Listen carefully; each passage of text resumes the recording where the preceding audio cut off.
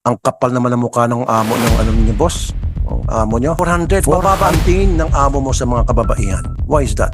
Maawa naman kayo sa mga empleyado ninyo. And then, ipakukulong ko siya sa baba. Dahil sa pagsisinungaling niya, I'll set him in contempt. Grabe naman, ang kapal naman ng mukha, sir. Let's start with JBC. Magandang hapon. Nandito pa yung JBC. Good afternoon, Senator.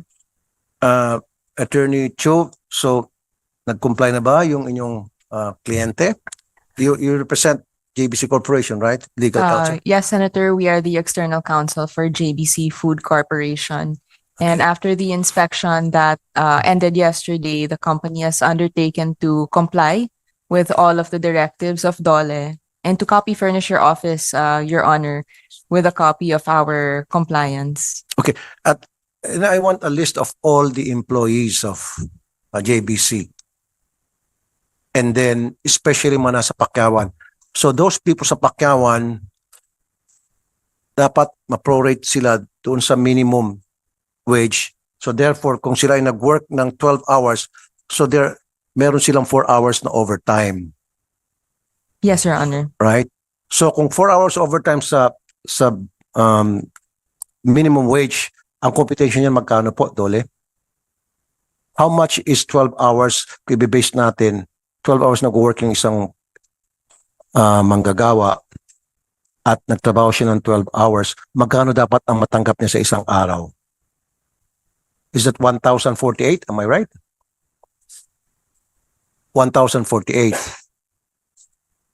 So therefore, sa kaso halimbawa ng JBC, na may mga empleyado doon nakausap ko, 700 lang kada araw ang sinisweldo nila despite the fact na 12 to 13 hours silang work.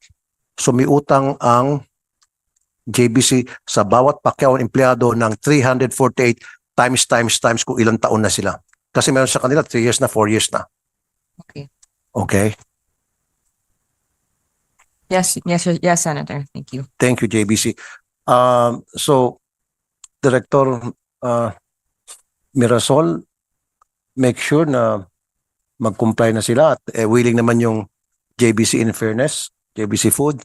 Ang sa akin na lang, gusto ko talagang makita na totoo talagang nag-comply. And also, Attorney Chu, will you tell your client na ayoko marinig na may nasibak doon sa mga nakausap ko? Kasi pag nalaman ko may nasibak dahil nakausap ko, I will raise hell. Yes, Your Honor. Duly noted. We will relay that to our client. Thank you, Attorney Chu. Thank you Thank po. you. So, ma'am, gaano katagal po, Attorney Chu, how long would it take for you to be able to submit to the DOLE about your full compliance? Your Honor, I believe the dollar report gave the company 20 days to 20 comply. days. So we will abide by that directive. So, after the 20 days period expired, so ibig sabihin, nakatanggap na ng mga back wages yung mga empleyado. Yes, Your Honor. That is the intention is to comply with that. Thank you, Attorney Chu. Thank you. So, DOLE, 20 days. Is that 20 days from yesterday or 20 days from now?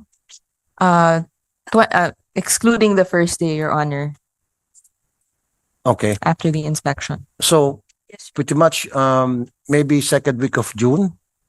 Yes, Your Honor, we will follow up and we will strictly monitor and coordinate with the company to make sure that they comply, Your Honor. Thank you, JBC Corporation. Thank you, Senator.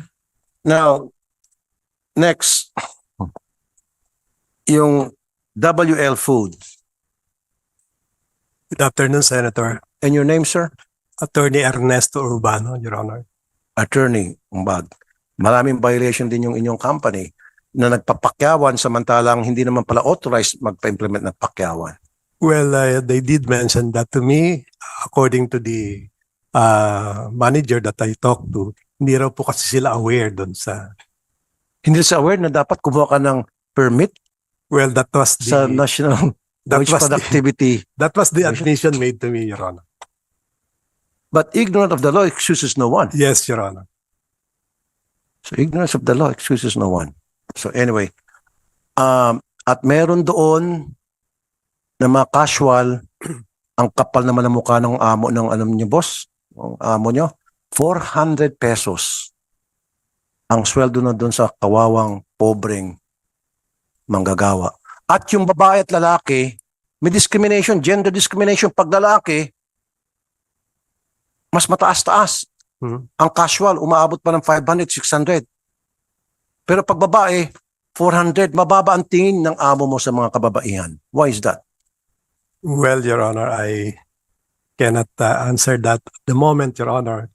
But I will advise them to treat all the workers equally, Your Honor. Total, magkapareho naman trabaho. So kung anong treatment nila sa kalalakihan, hindi dapat treatment sa kababaihan kasi ang trabaho nila is the same. Yes, I agree, Your Honor. And I want it sa minimum wage.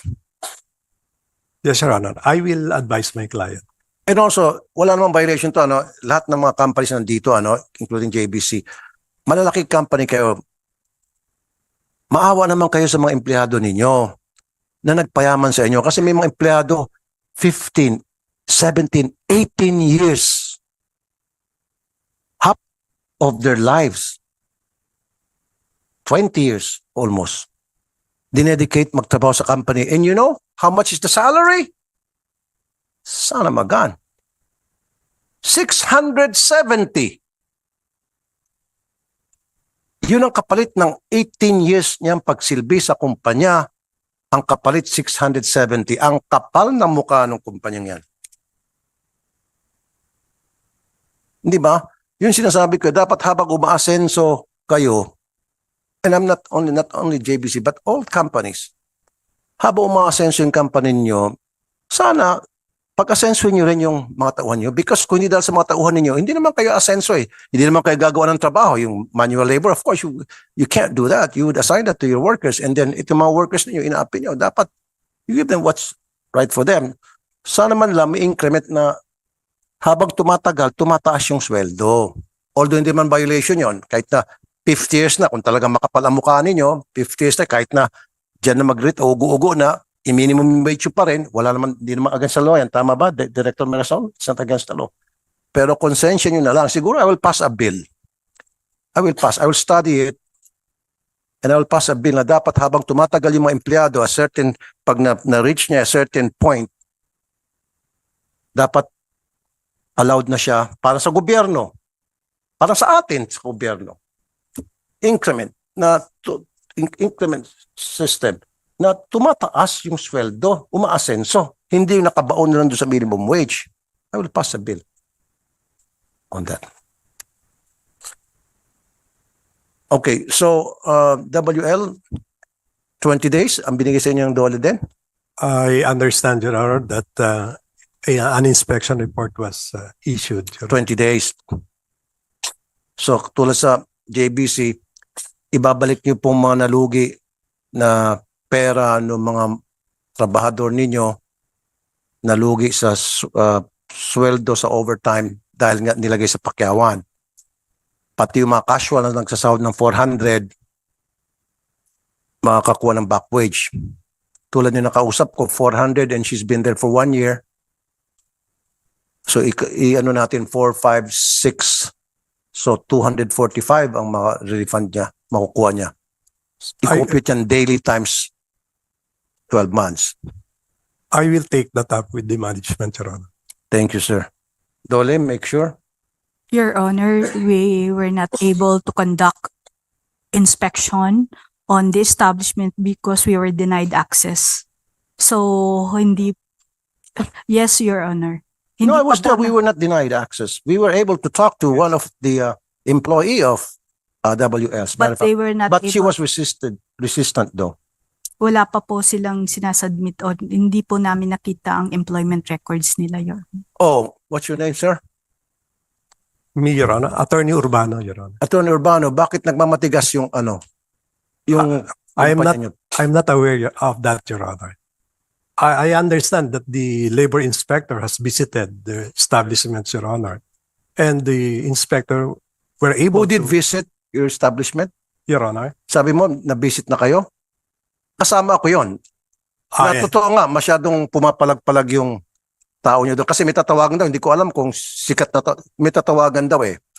Padrino ata ang gustong tawagan eh. Hindi ko po alam, Your Honor, kung So na-visit. open your books. Kasi kung hindi, I will recommend to this committee na ito subpoena the owner of the company and then ipakukulong ko siya sa baba dahil sa pagsisinungaling niya. I'll set him in contempt.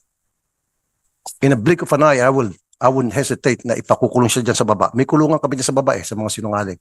I don't care kung bilyonaryo siya. I don't fucking care. Well, hindi ko naman po, I really don't know kung previously na-visit na yung establishment, Your Honor. Na-visit ba Director Mirasol? We tried to visit in ano po, pero we were warned that we will be charged and ano po pag pinipilit po namin yung gawin namin yung trabaho. Di ba may criminal act yes, the second time na pumunta kayo doon tapos meron kayong dalang letter of authority and they don't want to comply, may katapat yan na parusa? Yes, Your Criminal Honor. act? That's a- Pag willful po na we were Yes. not allowed to conduct our So, inspection. Your Okay, so Honor. you already conducted an inspection prior to the inspection that we did and there was one inspection na hindi kayo inalaw at hindi sila nag-cooperate. So itong the second time na tayo, yung nakalagay sa batas pag second time, hinarang pa rin kayo, pwede nyo ng kasuhan, then kasuhan nyo. Yes, Your Honor, we will prepare for the Yes. At bago nyo kasuhan, prepare this affidavit. pakukulong ko sa ilalim ng Senado. and we Trust will me. furnish a copy of the incident of what happened, Your Honor, to this committee. Thank you. Alam nyo, WL Foods, not you. Ikaw pa may-ari, sir. No, sir. Lawyer lang po. Pagsabihin nyo naman po yung amo nyo, yung kliyente nyo. Huwag naman ganon. Ang laki ng company nyo, may ilang branches na? 3 or 4 branches. Well, sa Metro Manila po, alam ko yun, Punturin at saka Bignay lang po. Huwag naman ganon. Sobra naman kayo mag-api ng yung amo mo, not you, of course, sir. Yung client mo, grabe naman, ang kapal naman ng mukha, sir.